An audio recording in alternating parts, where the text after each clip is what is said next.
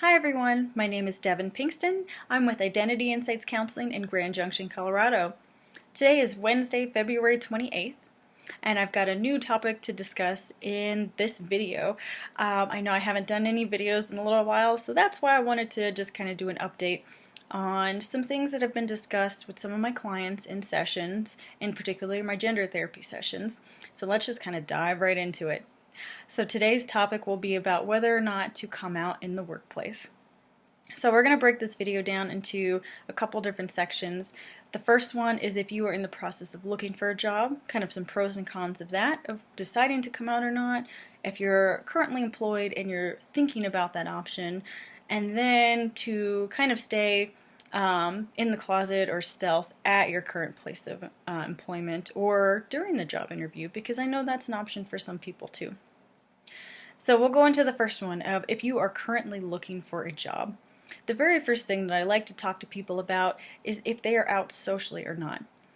And when I say if somebody is out socially, that means are you currently dressing or expressing yourself in the way that you would like to be identified with the gender that you feel that you are.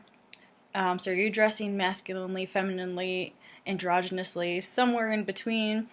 Are family and friends aware of any pronouns or preference for name? Do you feel out comfortably in public?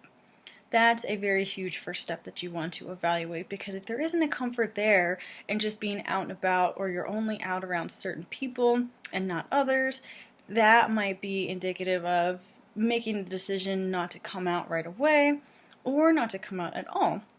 And again, these are not suggestions from me, these are just conversations I've had with other people, and I know these are things that as an individual you'll have to mull over for yourself and decide on. So the second point that I wanted to touch on today regarding whether or not to come out if you're going for a job interview is whether or not you have support from family or friends who are moving forward with you in this transitional journey. So you want to have that support network there, because if things go positively, you want to be able to celebrate and say, yes, I applied for this job, I did decide to come out, it went over well, it wasn't an issue. Great. Let's get a cake, let's get some balloons, or let's keep it low key and, watch a favorite Netflix TV show. If things didn't go very well in that job interview, or you perceived it didn't go well, whether things were said or not, you also want that support network to be there for you to help reassure, to help build back up self-esteem, and to show that next time, what can we do better or differently so we have a different outcome. The third point that we want to touch on too is if you're going into a job interview, you want to be aware of any former work history, and this honestly pertains to whether or not you've taken a step a little bit further in transitioning to change legal name. So if there's been a legal name change status, I know that a lot of people see that as a major accomplishment for themselves. It's a huge milestone showing that oftentimes you've made the journey, and you're kind of there, and at that point most people already know, family, friends, potentially employers, current employers or former employers. But this can be problematic if you're applying for a new job where former work history is listed in the dead name or your former name.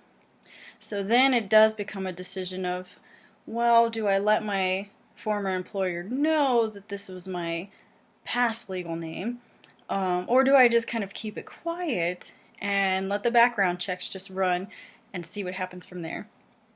That again is an individual decision that I think people have to make for themselves. I know in this area on Western Slope, Colorado, I've had a lot of clients who've come to me saying that it really wasn't a big deal that they came out, and let their employers know that they identified as trans or gender nonconforming and that they had former work history in another name. Not a really big issue. But I have had others tell me, well, I feel like that's holding me up from getting jobs in certain fields. Now, I also know it depends on what type of field you are going into. If you're going into more traditionally cis male dominated fields, such as like STEM, science, technology, engineering, mathematics, that can be a little bit trickier. And not saying that's the case across the board, Every area, every organization is different. So please don't take it as, oh, I can never get into a job in a STEM field or a traditionally cis male dominated field because of this video. No, that is not the case at all. But I do know sometimes biases are held. They could be social biases, political biases, religious biases from employers sometimes and individuals in those particular fields. So you've got to, I feel, make a decision for yourself as to whether or not that is something you would like to do or feel comfortable doing. A fourth point when you're applying for a new job regarding whether or not to come out, I think we've kind of gone over that, making decisions, just making a decision for yourself, if it feels right, honestly. Nobody can tell you or give you an exact answer on that. It is really based on feel. So that's all the points that I had for that one. I thought I had an additional one, but it looks like those were all for applying for a job. Now, the second one that I wanted to go over is if you're currently employed somewhere and if you want to make that next step. So I have talked to some people who are wrestling with that right now in my counseling practice, and it is huge, especially if you have waited later in life to come out and start hormone replacement therapy or surgery options or legal name changes, because then you've already established yourself as somebody in your company. And although personality never changes, you don't change your skill set. It could still change the way people perceive you if you say, well, identify this way or identify differently gender-wise. So the first thing in that regards for that point is that I want to talk to people about touching base with HR. If you have an HR department, I would say definitely talk to them so you better understand the policies of whether or not they have anything regarding anti-discrimination, anti-discrimination against like sex, gender, religion, no tolerance, what have you. So talk to your HR department about that first before making any decisions to come out or not. Also contact direct supervisors about this as long as you feel safely doing so. Normally within different organizations there's a chain of command, meaning you first go to your manager or supervisor and then their supervisor and so forth and so forth. And this is only if you feel comfortable doing so. If you do not feel comfortable talking to your direct manager or supervisor about wanting to come out after you've talked to HR, go above their head. Just kind of keep following that chain of command, or take advice from HR of what are my next steps. I do not feel comfortable talking to my direct supervisor because of X, Y, or Z. What can I do if I'm looking to make this decision for myself? The third point that I'd like to go over is if you can possibly get things in writing. And I don't necessarily mean physical pen and paper. Writing these days are email trains. So make sure that if you can, have HR contact you via email, demonstrating support if they do. Any direct managers or supervisors or coworkers who also offer support, if you can get that in writing, that's great.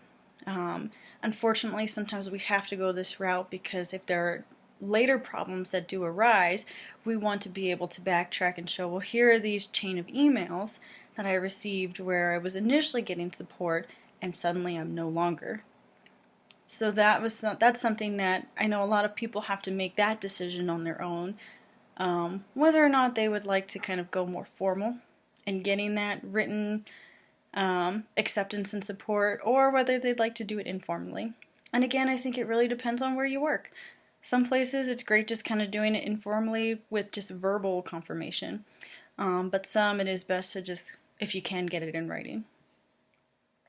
And then the fourth point I wanted to go over for if you're currently employed somewhere are keeping tabs on any positive or negative changes in your work environment.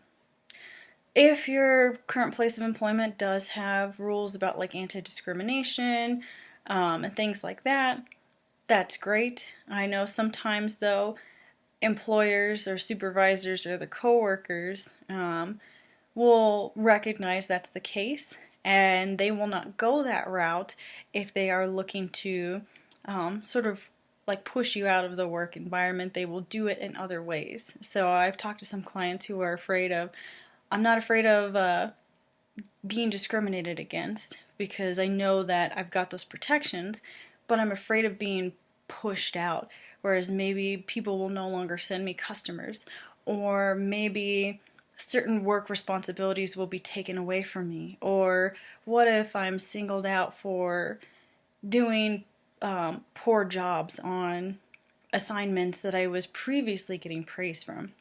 So definitely keep track of that, along with your chain of emails or written confirmations of people either being in support or not being in support of. So that way, if there is a case that you have to make for anything legal, which hopefully it never gets to that situation, that you do have that documentation available.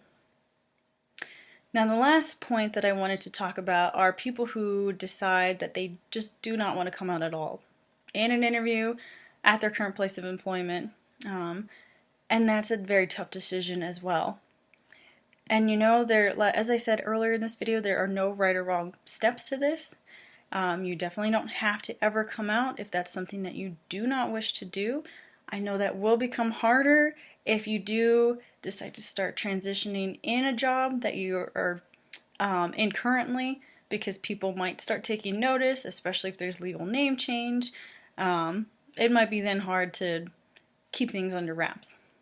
But again, some of the reasons why people decide not to come out at work in those situations too is because of job security, of feeling afraid that you'll no longer be able to maintain either current position you're in or current employment status.